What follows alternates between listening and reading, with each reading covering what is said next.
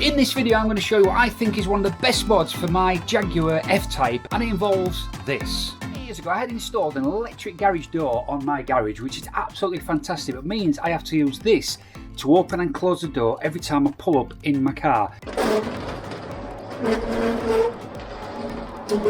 And this being tiny, well, I always struggle to try and find where I put it, and I always forget where I put it.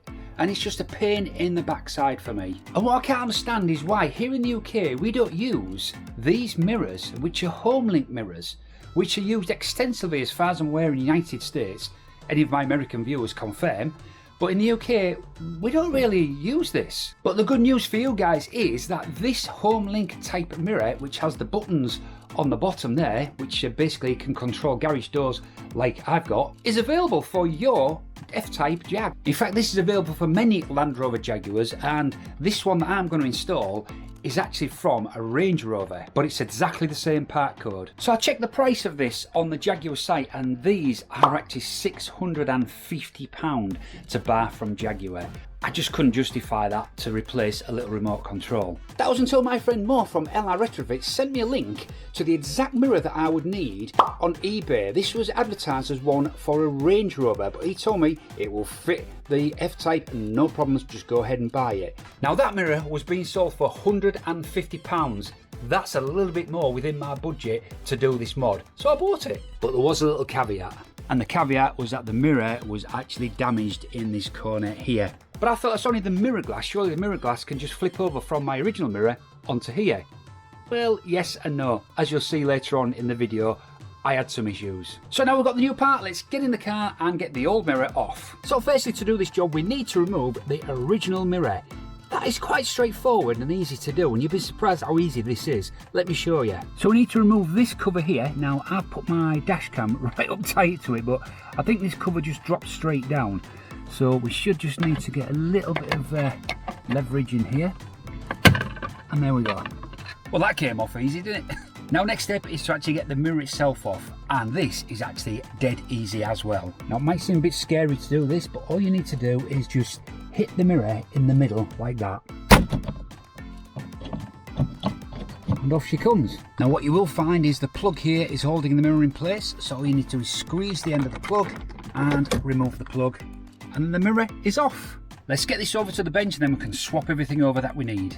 Now we've got both mirrors next to each other. You can see that they're absolutely identical. Well, they look like it, but they're not.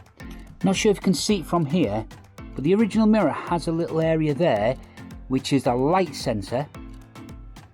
And that's fine, because so does the replacement one.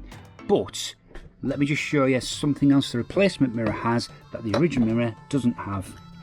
Now, we may not be able to see this on the camera, but just down there, there's an area that light will shine through. And that there is the confirmation LED for when you press the buttons under the mirror to just confirm to you, it flashes just to tell you that it's sending the signal out to your garage door. Now, my original glass doesn't have that, but I think I may be able to modify it.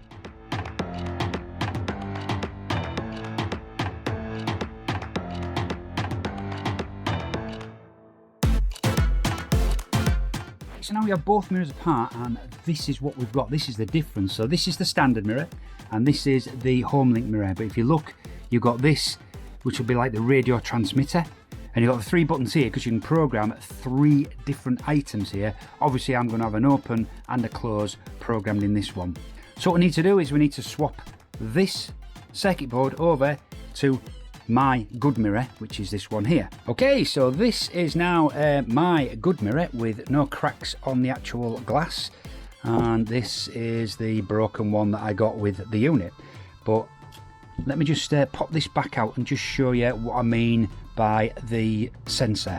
There we go. Now, if I shine a light behind the original mirror, you can see it's got a hole at the bottom there, which is where the LED flash is, and it's got the one at the top, which is just the sensor for the light for the auto dimming. So my original mirror has the top one, but it doesn't have the bottom one, but I think I can fix that. And here's the circuit board. You can see the little LED there, and here's the original circuit board. It's got none of that. So my idea is I'm just going to take this very rounded drill I've got here, and I'm just going to drill there where the hole should be, where the light, the LED light should shine through, and hopefully that should solve the problem. Really hoping it doesn't damage the mirror.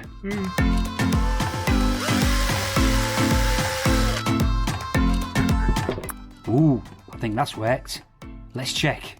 So now I've got a little dot there, which hopefully should be enough for me to see the LED. Right, let's reassemble this mirror and make it into the good one that I'm going to put back on the car.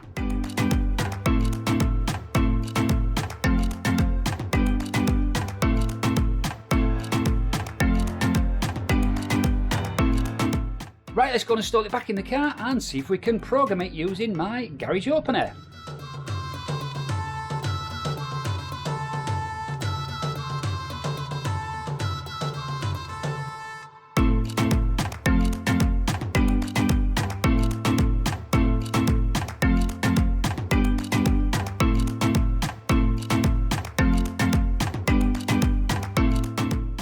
So now is the test. Can we see a little LED in this bit here? Ready? Yes, we can. Excellent. So next stage now is to clear down any previous configured buttons on there and reset it, and then we can go program it to our key fob. Right, so first of all we need to clear all the memories in the mirror, as I said, and to do that you need to press and hold the two outer buttons till the LED indicator changes from illuminated orange to flashing green. So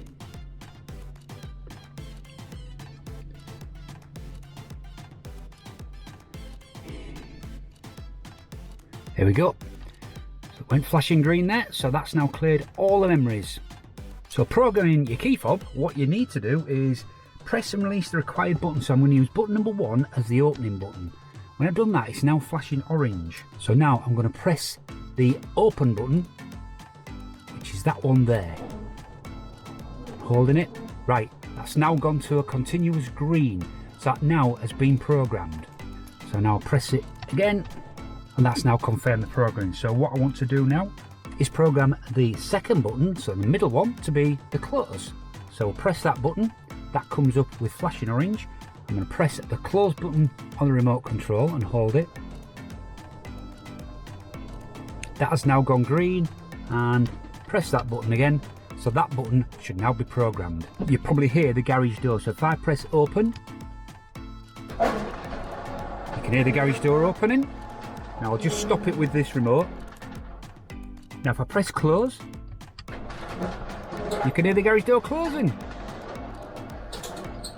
That is absolutely fantastic. I can now get rid of this key fob. I don't need to carry it in the car. I don't need to try and search for it while I'm driving up to the garage door. I could just press the button on my mirror and it does the job for me.